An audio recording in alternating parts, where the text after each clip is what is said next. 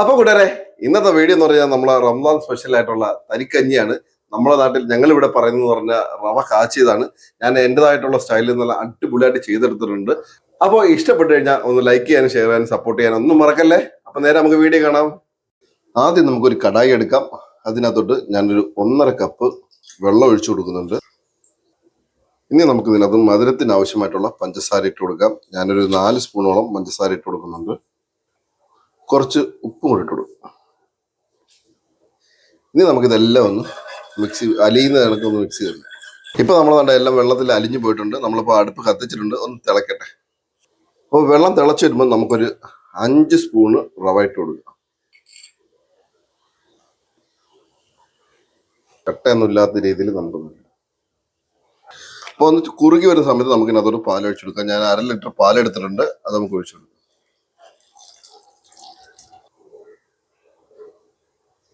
ഇനി നമുക്ക് മീഡിയം ഫ്ലെയിമിനകത്തിട്ട് ഒന്ന് തിളപ്പിച്ചെടുക്കാം. ഇനി നമുക്ക് ഇതിനകത്തോട്ട് കുറച്ച് ഏലക്ക പൊട്ടിച്ചിട്ട് കൊടുക്കാം. ഏലക്ക കുരു എല്ലാം കൂടെ ചേർത്ത്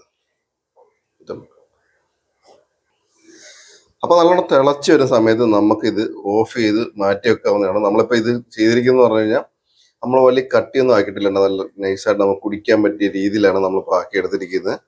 ഇനി നമുക്ക് ഇതിനകത്ത് 2-3 സാധനം കൂടെ ഇടാനുണ്ട്. നമുക്ക് ഇതിന് ഓഫ് ചെയ്തൊന്ന് മാറ്റി വെക്കാം. നമുക്ക് കാഷ്യൂ ഒക്കെ ഒന്ന് റോസ്റ്റ് ചെയ്യാണ്ട് നമുക്ക് ഇതിനകത്ത് 2 സ്പൂണ് നെയ്യ് ഒഴിച്ചു കൊടുക്കാം. റോസ്റ്റ് ചെയ്തെടുക്കാം.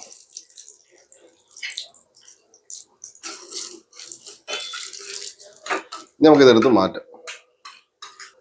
ഇനി നമുക്ക് ഇതിനകത്തോട്ട് കുറച്ച് കൊച്ചുള്ളി,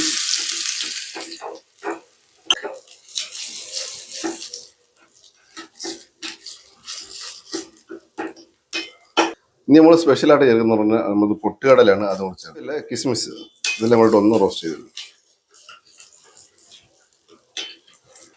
ഇനി ഇതിനകത്തോട്ട് നമ്മൾ നേരത്തെ വറുത്ത് വെച്ച ഇത് ഇടാം. നമുക്ക് ചുടുക. ഇതെല്ലാം കൂടെ ഒന്ന് മിക്സ് ചെയ്യാം. അപ്പോൾ നമ്മുടെ റവ കാച്ചിയത്, നമ്മുടെ നാട്ടിലിത് നമ്മളവിടെ കൊല്ലക്കാർ പറയുന്നതെന്ന് പറഞ്ഞാൽ റവ കാച്ചി എന്നാണ്. പിന്നെ പലയിടത്തും തരി കാച്ചിയത് അങ്ങനെയൊക്കെ പറയും. അപ്പം ഇങ്ങനെ ചെയ്തിട്ടില്ലെങ്കിൽ കൂട്ടുകാരെ ഇങ്ങനെ ചെയ്ത് നോക്കും. നല്ല അടിപൊളി ടേസ്റ്റുമാണ്, നല്ല അടിപൊളിയാണ്. നല്ല കട്ടിയൊന്നും ആവാതെ നല്ല രീതിയിൽ നമുക്ക് എടുക്കാം. അപ്പോൾ ഇഷ്ടപ്പെട്ടെങ്കിൽ ലൈക്ക് ചെയ്യാൻ മറക്കല്ലേ.